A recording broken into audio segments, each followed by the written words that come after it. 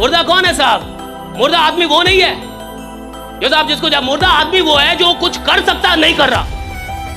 मुर्दा आदमी वो है जिसको पता है कि मैं बड़ा काम कर सकता हूं और बैठा हुआ है। मुर्दा आदमी वो है जो डरा हुआ है। मुर्दा आदमी वो है जो नहीं निकल रहा। मुर्दा आदमी वो है जिसको पता है कि उसकी औकात बड़ी है और फिर भी अपनी औकात के अंदर जी रहा है। वो मुर्दा है साहब, मर गया है, मर रहा है धीरे धीरे, इट्स डाइंग इनसाइड। वो लीडर ही क्या, वो काम ही क्या जिसमें भूख याद आए। अगर कोई इंसान काम कर रहा है उसको भूख याद आ रही है, अगर कोई इंसान काम कर रहा है उसको गर्मी लग रही है, कोई काम कर रहा है उसको परेशानी हो रही है कि सर गर्मी बढ़ी है, एसी बढ़ा दो, ये कर दो, खाना, यानी साला घंटा काम ही नहीं कर रहा। काम करने का मतलब है जब आप काम कर रहे हैं साला दुनिया में कुछ भी याद नहीं आना चाहिए, सिर्फ काम याद आ रहा है। That's it, right?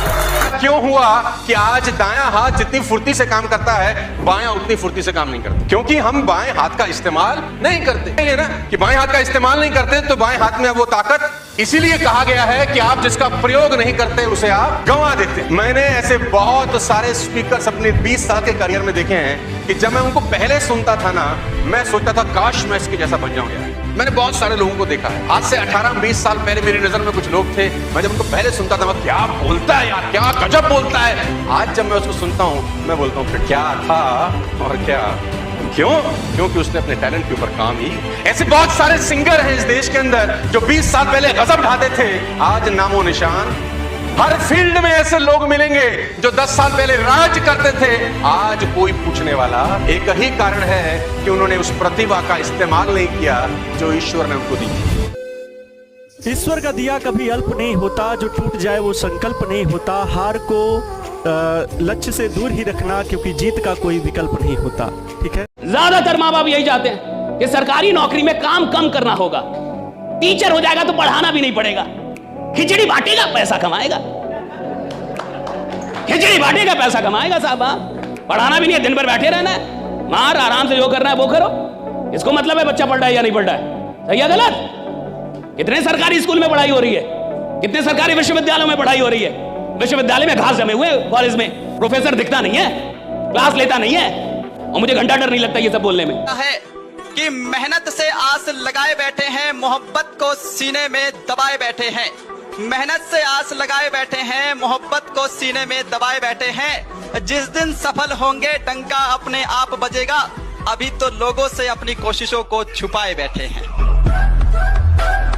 Raju I love you.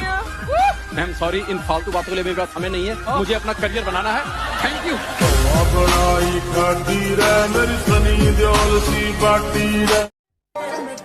जिस दिन आपको ही लगने लगा भाड़ में जाइए दुनियादारी हमरा से ना हो तो सब, उस दिन समझिएगा आपको अपने लक्ष्य से जाने से कोई नहीं रोकेगा। कोई आदमी आपके आंसू पहुंचने नहीं आएगा, अपनी तकलीफ मत बताओ। 80% लोगों को आपकी तकलीफों से कोई दिक्कत नहीं है और 20% लोग खुश हैं कि तुमको तकलीफ है।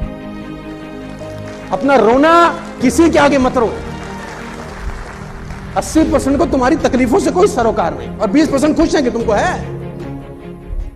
जब भी कोई तुमसे मिले और जरूरत से ज्यादा लगाव दिखाने लगे तो समझ जाना अगले एक हफ्ते में तुमसे कोई काम कहेगा। ये रियल वर्ल्ड है, यहाँ पे यार माँ चिंता करेगी भाई, इतने तकलीफ और दर्द के बाद तुम्हें पैदा किया उन्हें। ये मूवी वाली माँ थोड़ी ना है कि करण अर्जुन सामने मर गया फिर भी उम्मीद में बैठी है आएंगे और वो आ जाते हैं। भाई वो मूवी है, यहाँ करण अर्जुन गया तो दोबारा नहीं आना।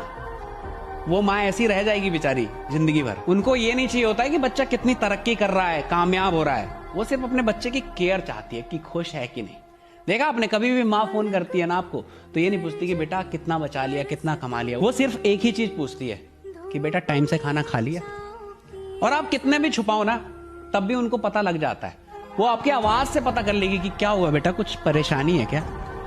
आप छुपा नहीं सकते क्योंकि माँ से दिल का कनेक्शन होता है ना यार। लव यू माँ।